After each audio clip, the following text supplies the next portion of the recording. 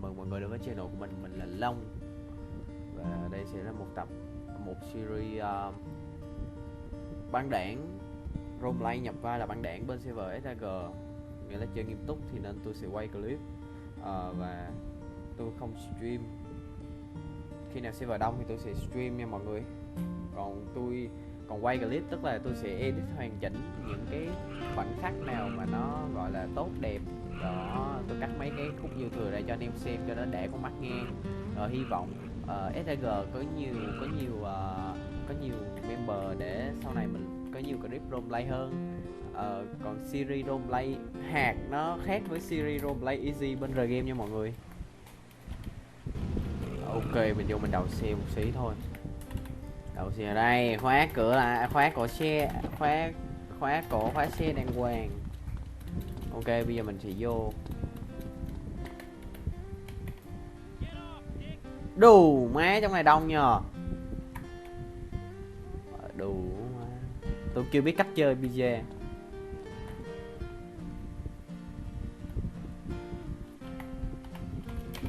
Đang làm clip roleplay.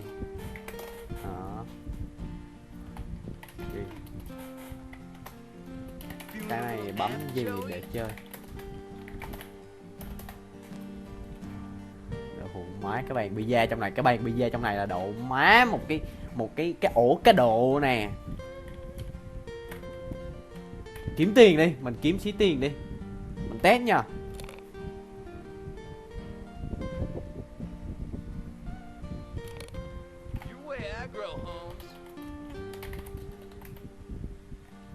Cho tôi hỏi còn quán pizza nào khác không?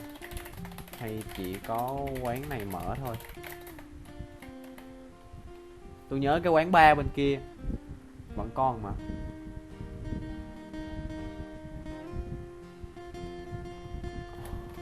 Xịt mì.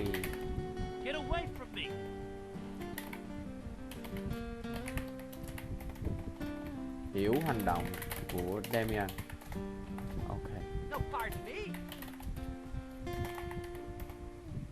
Lệnh khoanh tay lệnh gì giờ? Yes. Stir 2 mình test lệnh đi. Ok, mình sẽ đứng đây đợi coi từ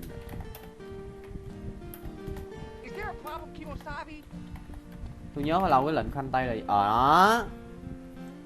Điệp mẹ, cái skin này nó lỗi. Tí tôi mua skin khác. Giờ tôi mod.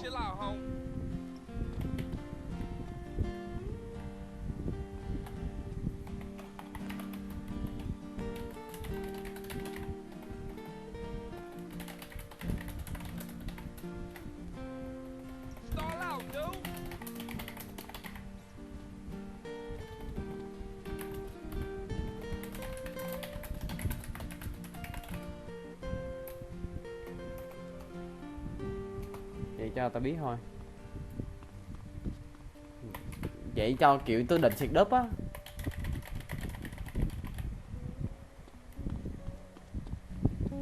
Được, má cái trò pizza này tôi đã quay lại rồi, tôi thay bộ đồ rồi. Cái trò pizza này đủ má, nó kích thích quá nhờ. Hey homie, I know you.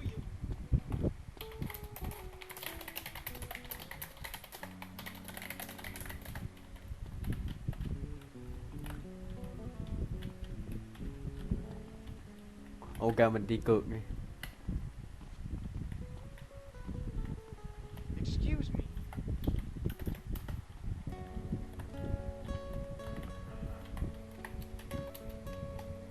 Find out.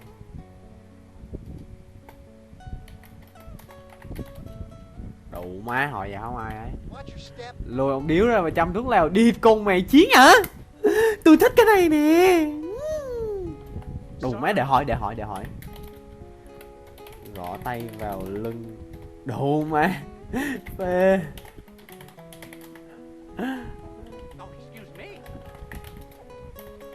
Ông anh, cái đó mình mua ở đâu vậy? Đang định cược pizza nhưng mà đủ má em Long làm bi lào.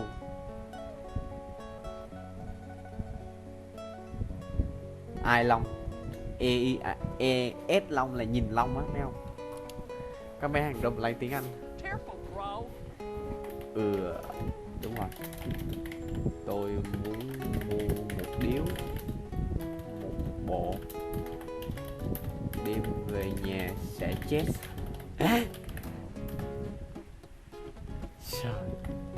Sao Pay attention. thứ gì mà tôi không chịu nổi. Đủ má giang hồ, đủ má vậy sắm cái thuốc điếu cày. Đủ má hãy tôi chiến cho. Ok, cửa hàng tiện lợi gần cây xăng có không? Đi 34.000.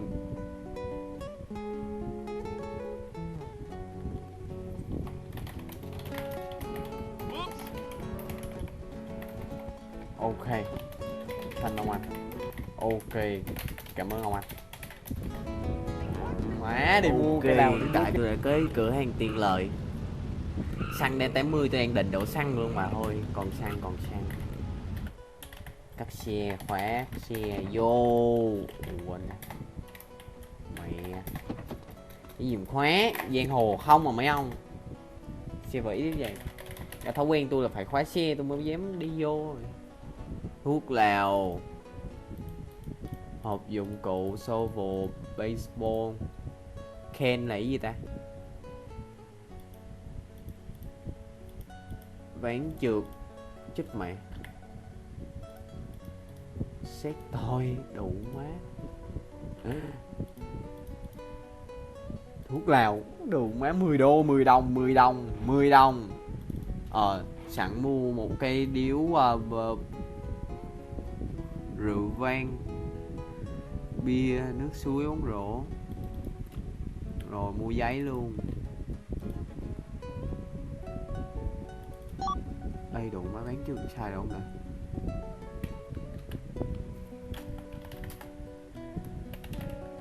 Chỉ dùng một lần. Dùng sao? Vậy dùng sao? BM34. Dùng thuốc lào lệnh gì ông? Không, cái đó cái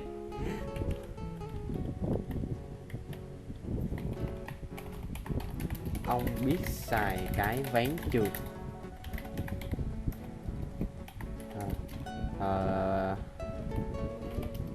Ông biết xài cái ván trượt không?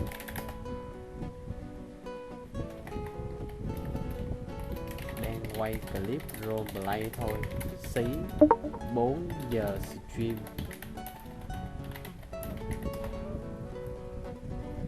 Ông mua rẩn chuột phải là được.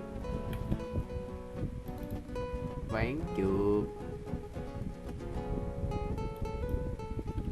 Ok, tôi biết mà.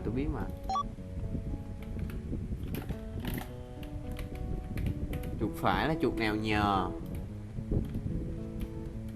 Điệt mẹ, chiến chưa?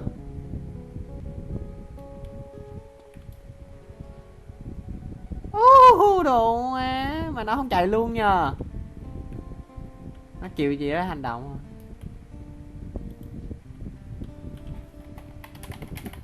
Lên xe. Skate boy đủ má, skate boy. Thôi game này ván trượt.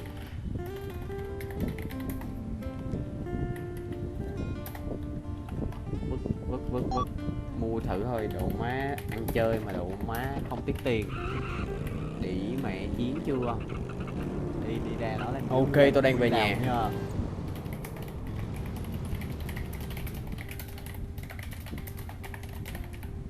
Bàn pizza không chơi được ở đó hả?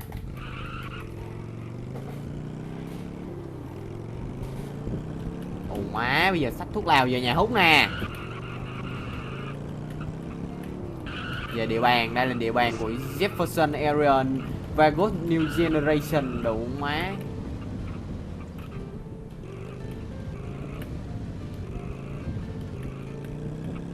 Đây, vô cái bàn đó ngồi.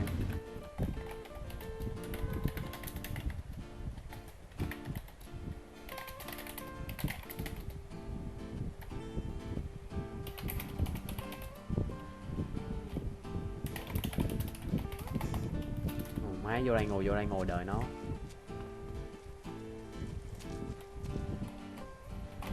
Long shop. Mẹ 3 1.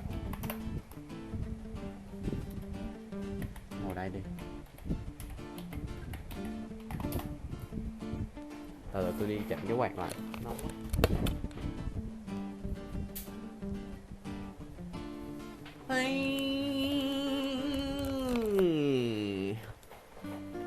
Liên Thanh. Nó kìa.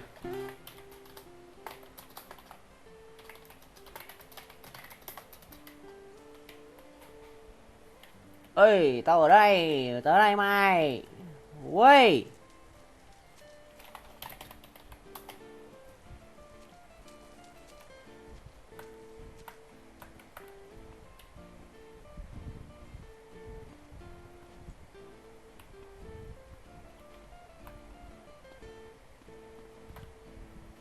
You better back off, Holmes.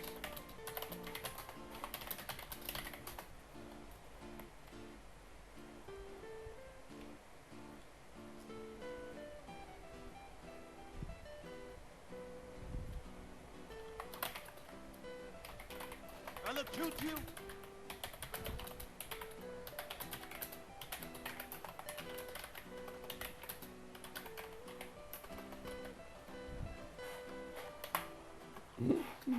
Đi bị cướp xe độ má, đéo hiểu.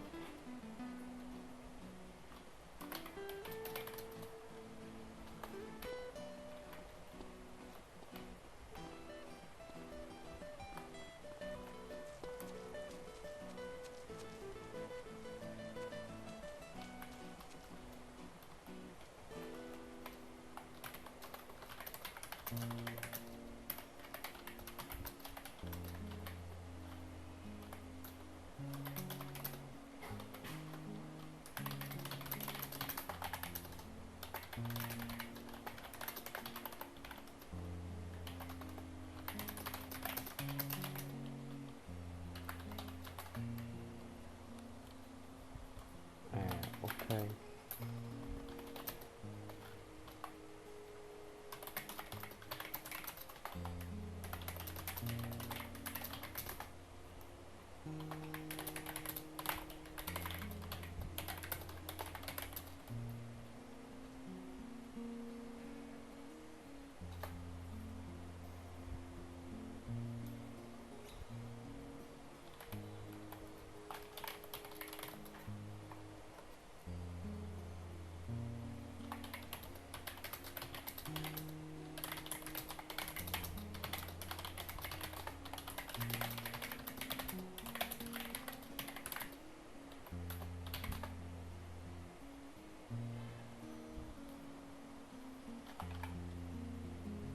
Cái lệnh gì ta?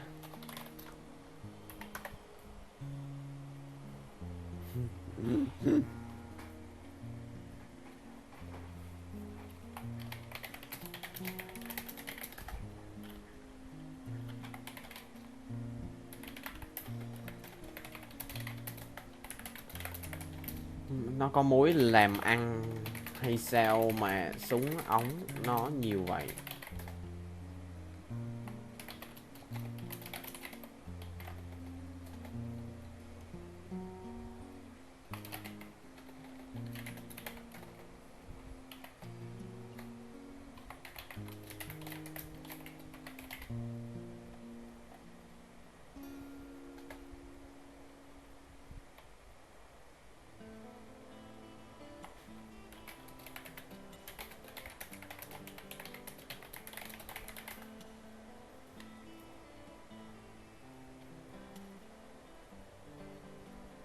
Máy giang hồ là phải mang cái súng theo.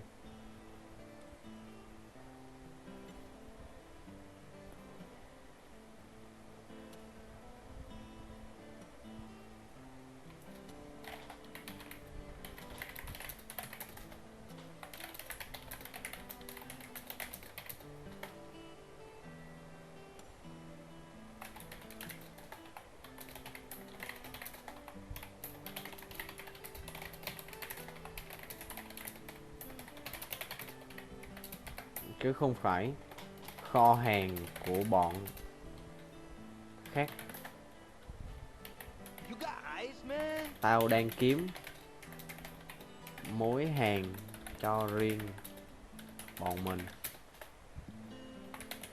nên mày cứ đợi đó.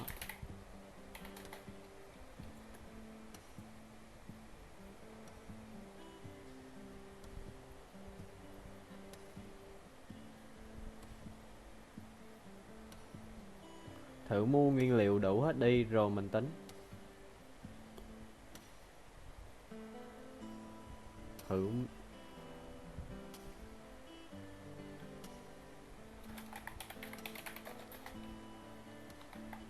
mày về.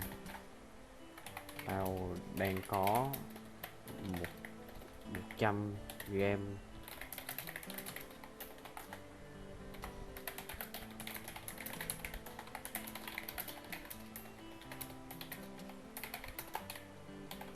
này, 200 lần.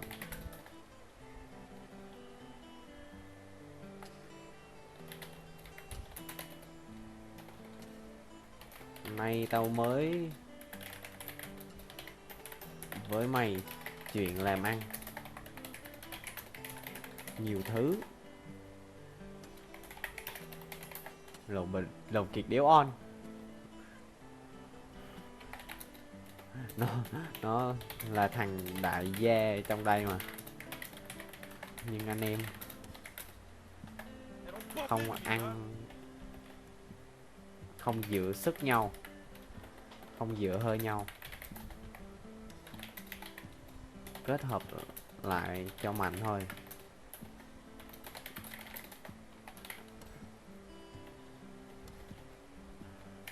Mày biết nguồn LSD với tụi nó tồn ở đâu ra không?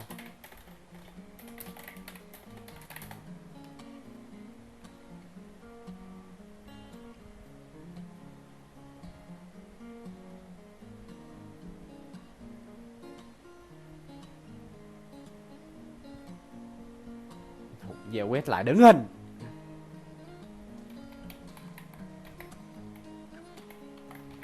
Vỗ vào mặt xe quét. Hey boy.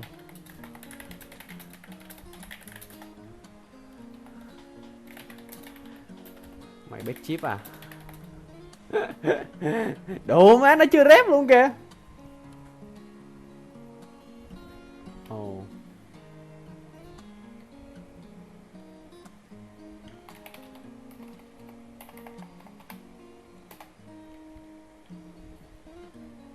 Tụi nó tuôn chứ không phải tồn. Tôi chưa biết mấy cái đó kiếm ở đâu.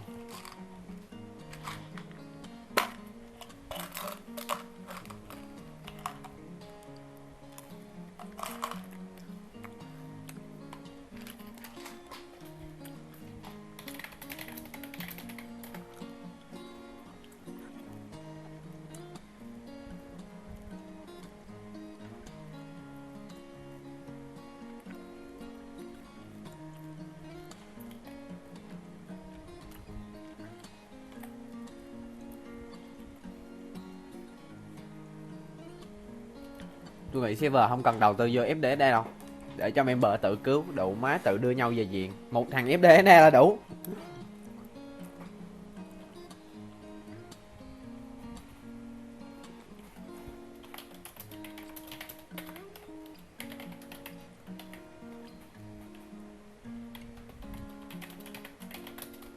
Tao tính kinh doanh thêm mấy cái đó nữa.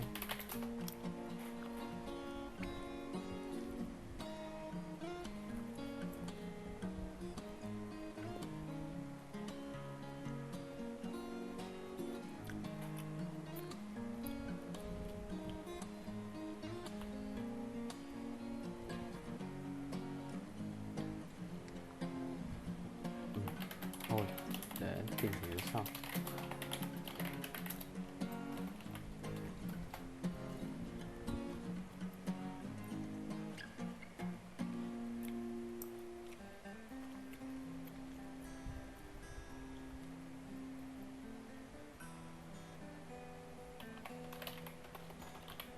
bây giờ mày có thể liên lạc với họ không? Thôi hỏi đi. Ok.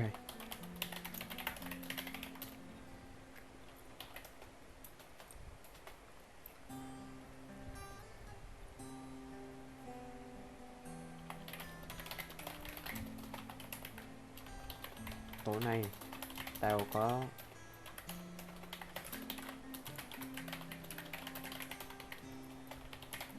đủ ma.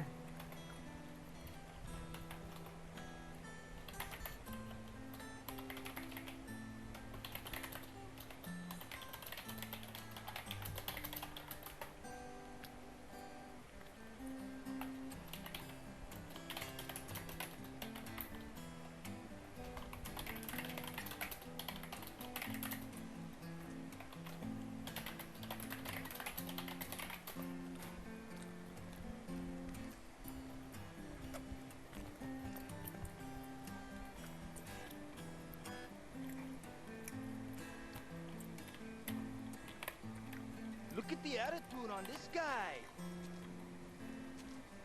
Ok. Chốt đi.